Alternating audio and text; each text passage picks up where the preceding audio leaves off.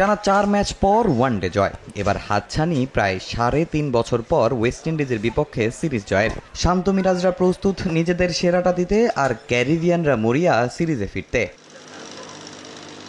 2022 সালের জুলাইয়ে West Indies সফরে স্বাগতিকদের 3-0 হোয়াইট ওয়াশ করেছিল বাংলাদেশ। তবে গেল ডিসেম্বরে সেই লজ্জায় ফিরে এসেছিল টাইগার শিবিরে। এবারের সিরিজে 1-0 এগিয়ে এই সিরিজে ক্যারিবিয়ানদের হোয়াইট ওয়াশ করার সক্ষমতা আছে বাংলাদেশের, এমনটাই মনে করেন spin bowling coach Mushtaq Ahmed.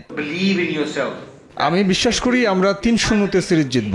আমি সবসময় বলি আমাদের ক্রিকেটারদের যথেষ্ট মেধা আছে, শুধু নিজেদের উপর বিশ্বাস রাখতে হবে। বিশ্বাস দুর্বল হলে ফলাফল কখনোই পক্ষে আসবে না। আন্তর্জাতিক ক্রিকেটে নিজের উপর আস্থা রাখাটাই ভালো করার মূল মন্ত্র। টাইগারদের সবচেয়ে বড় দুশ্চিন্তা ব্যাটিং ডিপার্টমেন্ট নিয়ে, বিশেষ করে মিডল অর্ডার। সমস্যা সমাধানে মঙ্গুজ ব্যাট দিয়ে ব্যাটারদের ভিন্ন ধর্মীয় অনুশীলন। স্পিন ডিপার্টমেন্ট নিয়েও আশাবাদী কোচ মুশতাক আহমেদ। রিশাদ হোসেনকে ঘিরে তার বড় স্বপ্ন, স্কোয়াডে যুক্ত করা হয়েছে তার আরেক শিষ্য নাসুম আহমেদকে।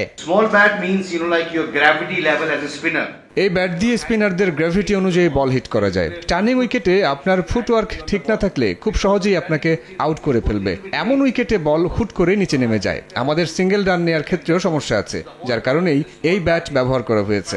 আমাদের স্পিন ডিপার্টমেন্ট ভালো করছে। রিশাদ দারুণ একজন বোলার, এশিয়া কাপেও সে ভালো করেছে। তার উপর আস্থা আছে এই ম্যাচেও সে ভালো করবে। প্রথম ম্যাচে মাত্র 133 রানে অল আউট হয় ওয়েস্ট ইন্ডিজ। এক ব্র্যান্ডন কিং ছাড়া উইকেটে টিকে থাকতে পারেননি কেউই। অনেকে দায় দিচ্ছেন মিরপুরের উইকেটের, কিন্তু পিচ নিয়ে কোনো অভিযোগ নেই ক্যারিবিয়ানদের।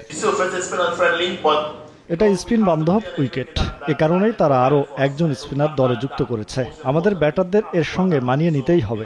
দেখুন, একজন পেশাদার ক্রিকেটার হিসেবে আপনাকে কন্ডিশনের সঙ্গে মানিয়ে নিয়েই খেলতে হয়। আমরা এসব নিয়ে পরিকল্পনা করছি। এখান থেকেই আমাদের জয় তুলতে হবে। এক ম্যাচ হাতে রেখে সিরিজ জয়ের সুবর্ণ সুযোগ বাংলাদেশের সামনে। এর আগে আফগানিস্তান, ওয়েস্ট ইন্ডিজ ও শ্রীলঙ্কার বিপক্ষে টানা 4 ওয়ানডে সিরিজ হেরেছিল টাইগাররা।